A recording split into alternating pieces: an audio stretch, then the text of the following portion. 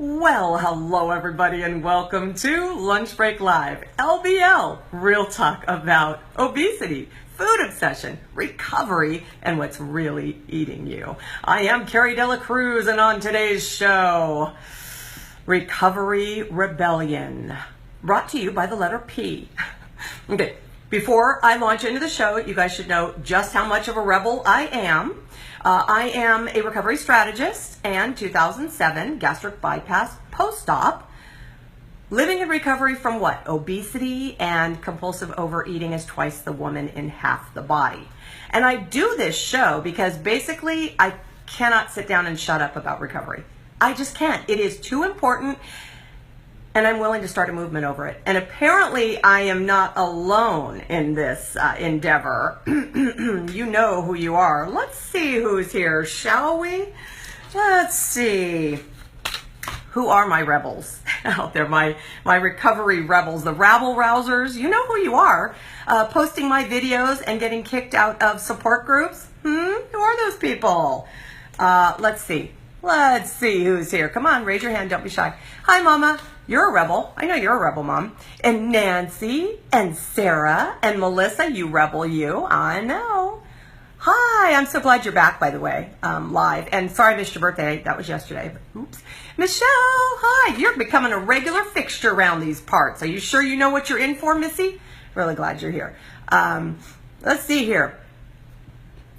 Hi, Tammy. How are you, my new friend? I just got your friend request. What was it, yesterday, right? We friended each other. It was really great. Hi, Sarah and Marie and Patricia.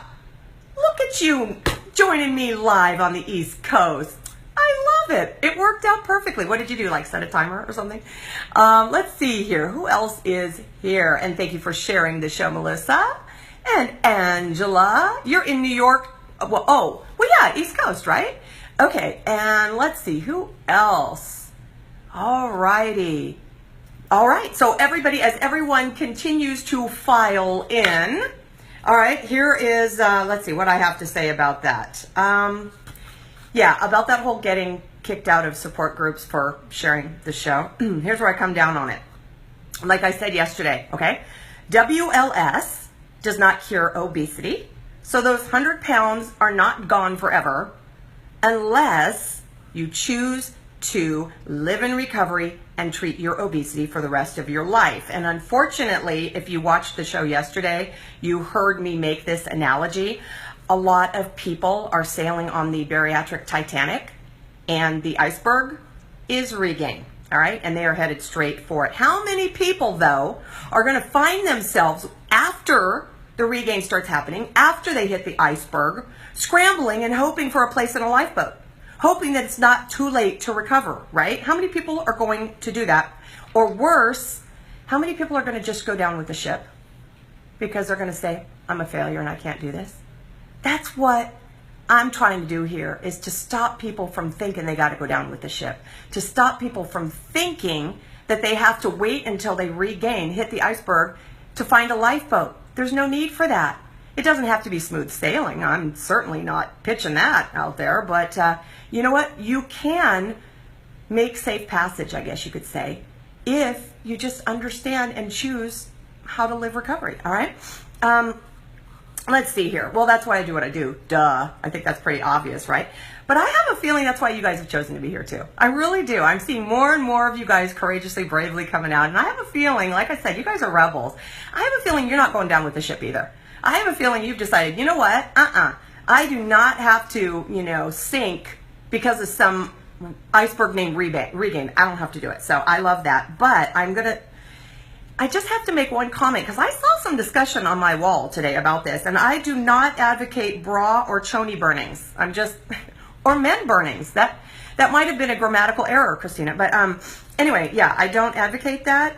And I love this idea that you guys had. I haven't selected a cause ribbon yet, like a color, but here's what I'm toying with. You tell me what you think. Red with like black zebra stripes. Does that, right? I mean, I like it. I don't know. What do you wear to a rebellion? What do you wear to a revolution? Clearly, I wasn't dressed for it. I didn't know that's what was going to happen today. But you guys just think about it, and we can talk about that later. So our recovery ribbon, maybe it's black with, red with black zebra stripes. I don't know. We'll think about it. All right. Anyway, today I want to talk about recovery words that begin, like Sesame Street. It's a little like Sesame Street. That begin with the letter P, okay? Rebellion is not one of them, however, okay? So rebellion, not one of them. But guess what is? Peace. Peace begins with the letter P. And as you will learn today, peace is not passive. No, it's not sitting back and doing nothing. You know what? Peace is not passive, and passive is another P word, isn't it? All right? So for me, peace is something that I really never understood. I didn't get it. And I mean, I'd heard a lot about it from my grandfather. Okay, my grandfather, when he died, he had more than 20 years of sobriety from alcoholism, and he had sponsored many people to help them find the joy of recovery. Okay, he was pretty amazing. And so the serenity prayer was everywhere in his house, everywhere. You've heard me talk about this if you've seen the show, and you know that. But I didn't understand what it meant. I was like, yeah, okay, serenity, okay. I always thought of it as, now listen to this, okay?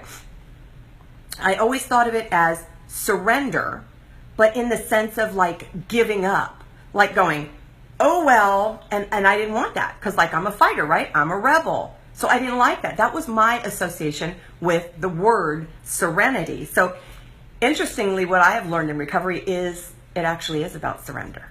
Peace really is about surrender, but it is more about giving over than giving up. And guess what? Oh well, yeah, I do say that.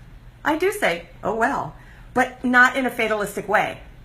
It's not fatalistic like, oh well, okay, right? It's more like a let it go. Okay, let it go. That doesn't concern you.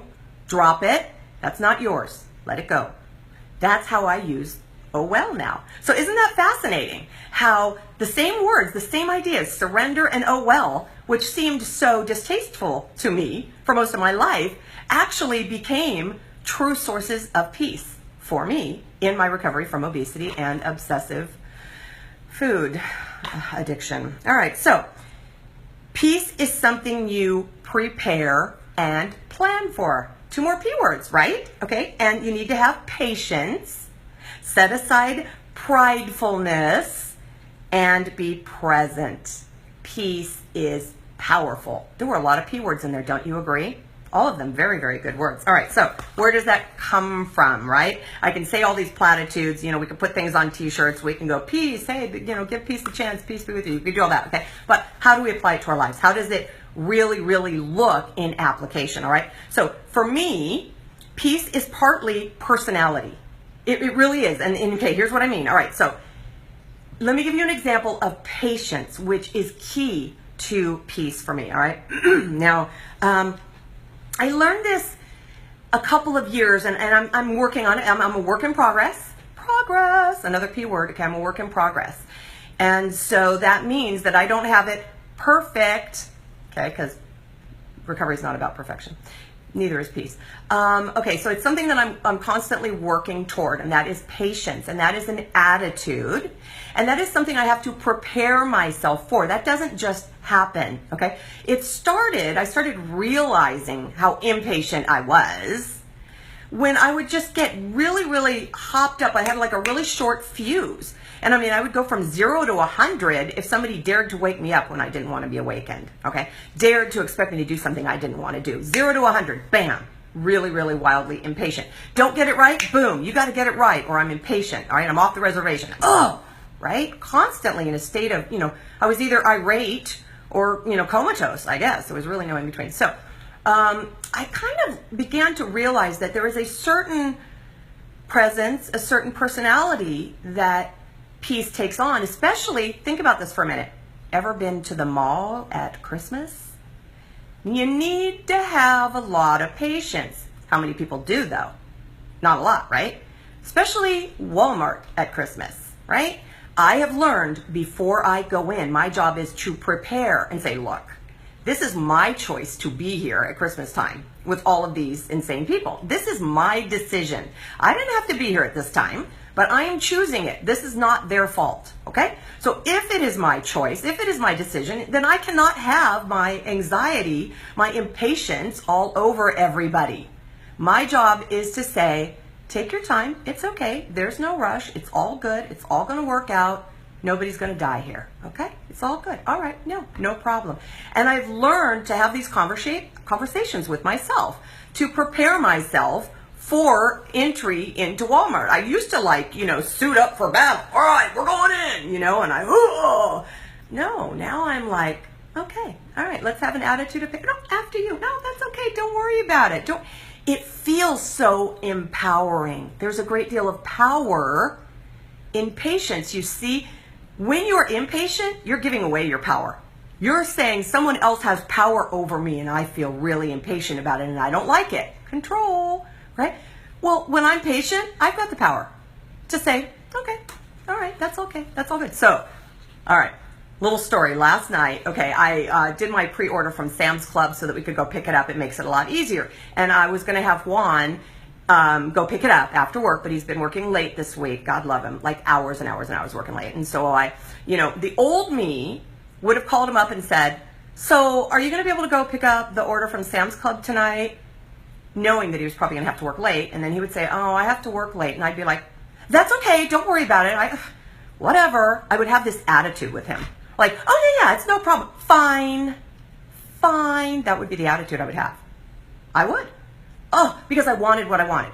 I wanted him to go get it. Very impatient and very impolite. I was not polite. Okay? I wasn't. I treated my loved one rudely. I would never treat anybody at work like that. And I know a lot of people treat people rudely no matter where they go. They're kind of equal opportunity offenders. I get that. That's not me. I often treated the people I work with a lot better than the people I live with and love. Okay? So one of my ways of doing it was I wanted to manipulate to get my way.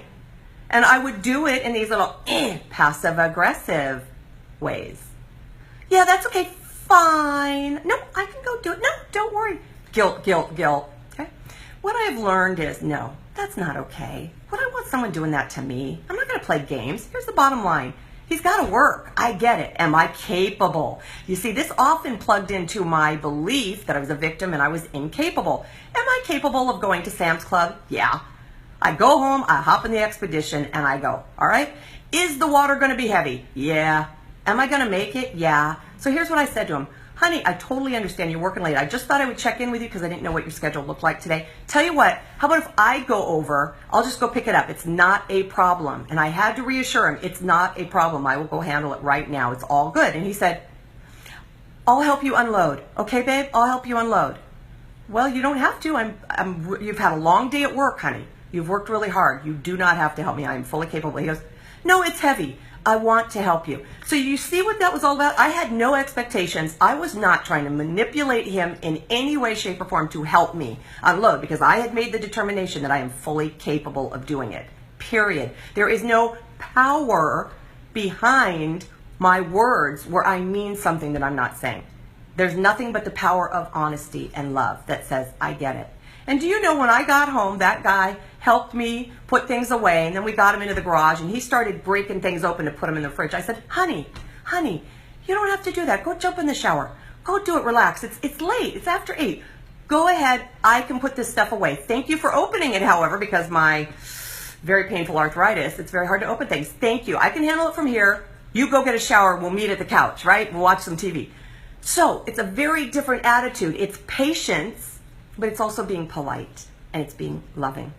And when I was at Sam's Club and things did not go according to plan on the pickup, I was just very patient because I understood everyone was working as hard as they could. No one woke up this morning and said, let me just screw Carrie today. Let me just screw up her day. Let me just make a mess out of everybody's day today, right? Let me just not do my job. No, they didn't do that. You know, this poor girl was working late. She was supposed to be off the clock, and she is running around. I said, do people ever let you finish a sentence around this place? And she kind of laughed. We had issues. I got to the door. They would not let me out the door. What? Yes, it very clearly says here, this is not a receipt. I said, it very clearly here says paid in full. Yes, but it very clearly says, okay, be calm, Carrie. This is not this woman's fault. This woman is doing her job. I can be as irritated as I want to that she's doing her job, but I just need to take it easy and just calm down, just calm down. And you know what? This lovely couple was leaving, a nice, big, tall, burly soldier and his wife, a nurse. And I just said, look, I know you hear this every day, all day long, but thank you for your service. God bless you for your service. I am so grateful to you. He goes, Actually, I don't hear it a lot. And I said, well, I mean it from the bottom of my heart, and you too, to his wife. I said, because your service, your willingness to share your husband for my freedom, that means the world. And the fact that you're a nurse, hello, this is a service-oriented family. So thank you so much. So I spent my time where I could have been impatient, being kind to someone else. Okay, do you see what I'm saying? This is a personality. It is a decision and a choice. If I had been all consumed and impatient and cranky and caught up in myself, I wouldn't have been able to think about anybody else. And guess what? I probably would have wanted to eat, to stuff my face with those muffins that were sitting right there in the cart, because I would have been so upset and angry. You feed anxiety. You feed angst. Peace doesn't need to be fed anything except contentment. Right? And joy. All right. Let's see. Where were we? So there's that. So we talked about being polite and we talked about being patient, right? Then there's also a part of peace that I call being pragmatic. Okay. I always talk about logic, which is why I consider myself a recovery strategist. Okay. Because I'm just trying to cut through the crap. Let's cut to the chase here. Let's stop beating ourselves up. Let's stop beating other people up. Let's stop mistreating ourselves. Let's stop mistreating others. Let's just cut to the chase. What are we really dealing with here? What is the bottom line? Without all the emotion, I get it. Crap happened. Oh my God, you had trauma in your life. You had bad stuff happen. You made bad choices. People hurt you. Bad. You go to therapy. You work on this stuff. I'm not minimizing that in any way, shape, or form. However, eating over it is not going to help. Not going to change it. Recovery, which is, let's deal with life on life's terms right now. What do we have? What is life presenting us right now? So that's where the pragmatism comes in for me. And I look at it, I go, cut to the chase. What's it going to take for me to get peace? What's it going to get for me to get what I say I want? What do I have to do? What do I have to let go of? What do I have to not do? See? Sometimes this whole peace thing is about not doing things. Right? Not having to say something every time about everything. Not having to speak up and say, you're gonna be late. Oh, you're gonna forget this. Oh, let it go. It takes a lot of energy to do that. Not saying things, not having to do things, not getting worked up. Okay? There's a lot of that in peace. All right? Am I being reactionary or responsive? What's my part? Another P word. What is my part of this? What role did I play? Yesterday, some of you watched my show. And I owned my part. And I said, you know what? My frustration, that was not okay because some people were scared by that. That was misinterpreted by many people, and that is not okay. That's an error on my part. That is me getting in the way of the message when I do that. And I own my part. And people are saying, don't get upset for being passionate. Don't get upset for telling the truth. You don't have to. And I said, no. I got to own my part of it, which says some people were scared and offended and said, I don't like this. Because maybe this reminds me of something that happened in my house when I was growing up. I don't want to remind you of those things. I want to remind you of recovery and joyfulness and peace, okay? That's why I owned my part with a P. Am I being reactionary or responsive? I was very reactionary. I was like an amoeba. You poke me. You poke me and I immediately. Well, now I stand my ground and go, no. I may not have to respond here. I may not have to say something to all the drive-by commentators who say, just what makes you qualified to talk to me? I don't know. Why don't you listen and decide for yourself? Or I might not have to say anything. That's the beauty of it. I have power if I choose to use it. Power. There's that P word again. All right. Preparation. Remember the show where I asked you guys if you were preparing for regain? Woo-wee. Talk about drive-by commentators. That made a lot of them very cranky because they decided I was being offensive and rude, and that I didn't understand them. Them who? I'm like, what? Because they work very hard to keep their weight off. What? Okay. Yeah, I got a little frustrated on that, but I moved through. Anyway, here's the thing. They didn't watch the show. The people that got upset by the title did not watch the show because if they did, there was a message there. And for those of you who did watch it, here was the message. When times get tough, you do not rise to the level of your expectations. You fall to the level of your preparation. It's very simple, right? Recovery prepares you for the unknown. Because it says to you, I can handle it. Come what may, I can handle it. And I'm not going to worry about what might happen. I'm not going to live there. But I know that I will make it through. It may not be pretty. I may not like it. I may not be happy. I may lose. Whatever it is, okay? But I will survive. And isn't that the ultimate power? Then I'm not going to give my recovery away and eat over it, okay? So when times get tough, you don't rise to the level of your expectations, which says, well, I expect to just know what to do. No, I'm prepared to know what to do. I am prepared, and that's a big difference, okay? So if I'm falling to the level of my preparation, then I better darn well be prepared to succeed, right? And not regain.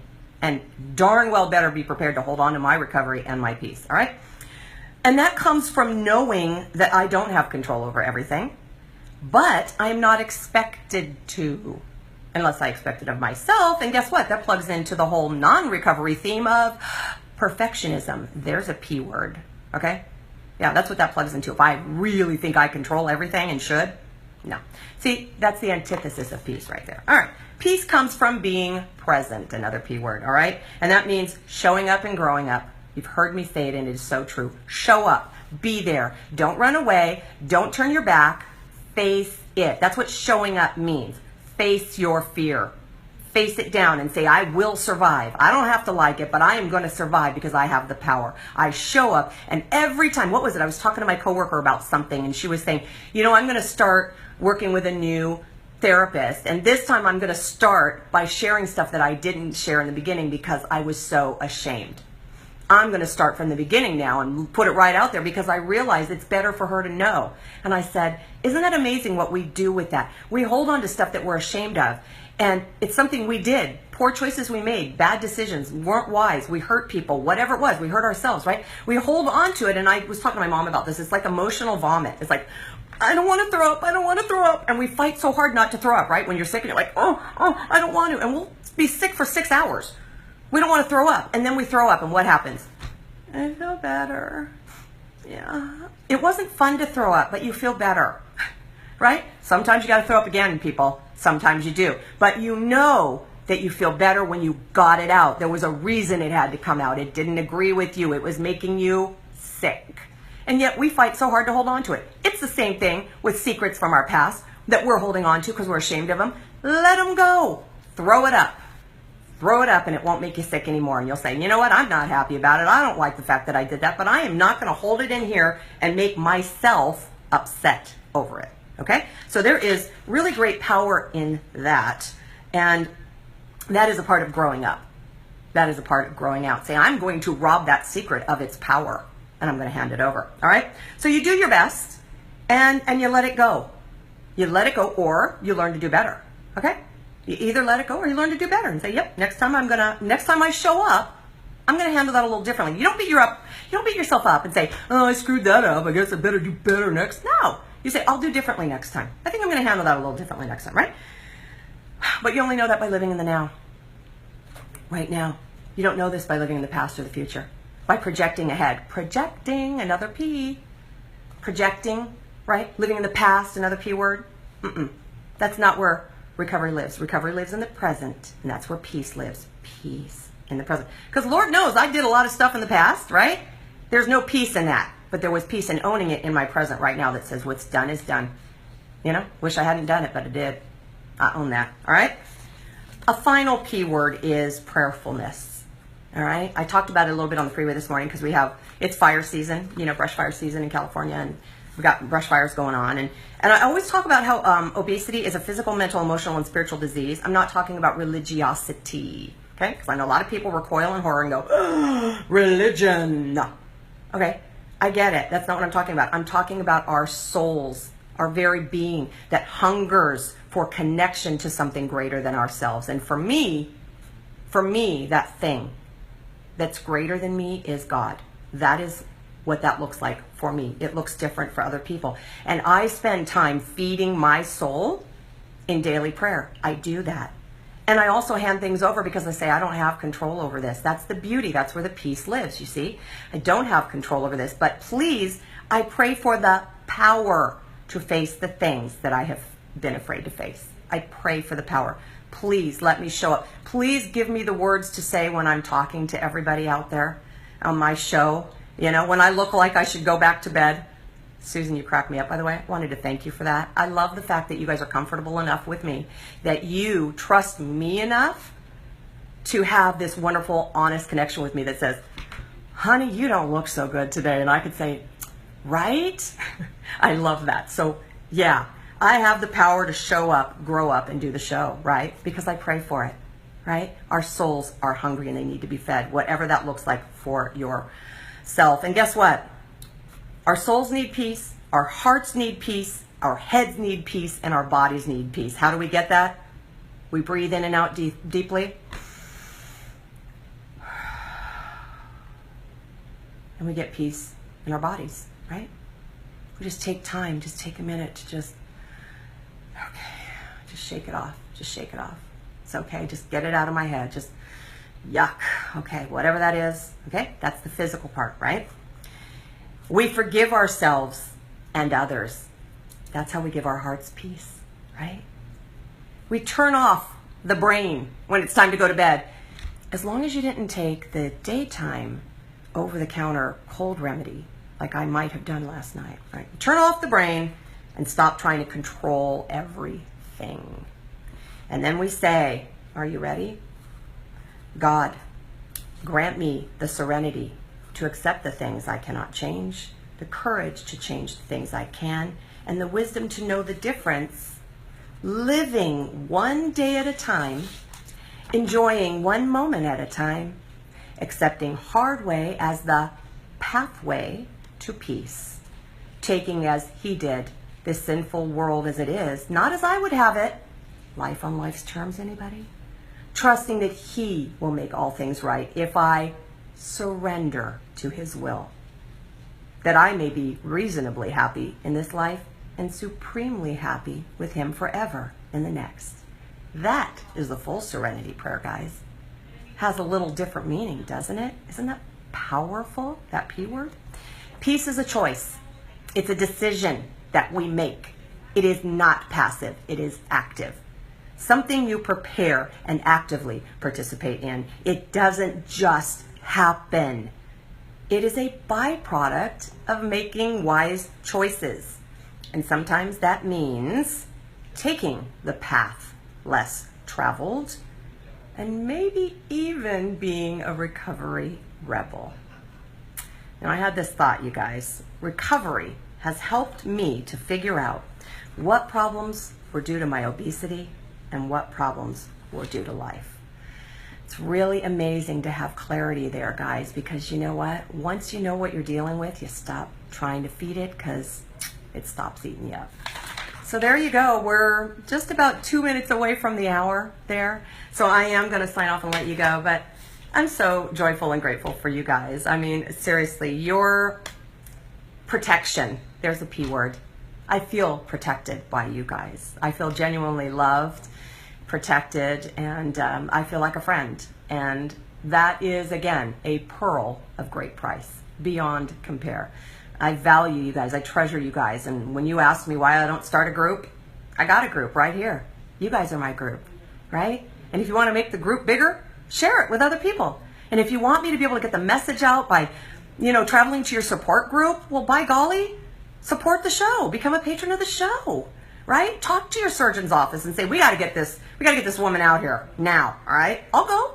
Wherever you want me to go, I'll go. Let's make it happen, all right? One really good way to start to support this programming, if you like it, is to go to Patreon, okay? Just go to CarrieDelacruz.com. You better know how to spell my name. CarrieDelacruz.com/Patreon. You can do it for as little as $5 a month. You could support the show. That's like 25 cents a show. For $25 a month, you can become a Joy patron. You could spend time with me. After 4 months, we can spend an hour on the phone together if you want. I think it's a good deal. But anyway, thank you guys so much. I really could not do this without you. I'm so grateful for your courage and your rebelliousness. I love it, and I love you guys. So I hope you have a fantastic day. I'm going to let you go. I'm going to sign off and remind you all to have courage, seek peace, embrace joy, and above all, rebelliously live your recovery. Remember, you can't stop feeding what's eating you if you don't know what's eating you. I'll see you guys tomorrow. Take care. Share the show. Bye.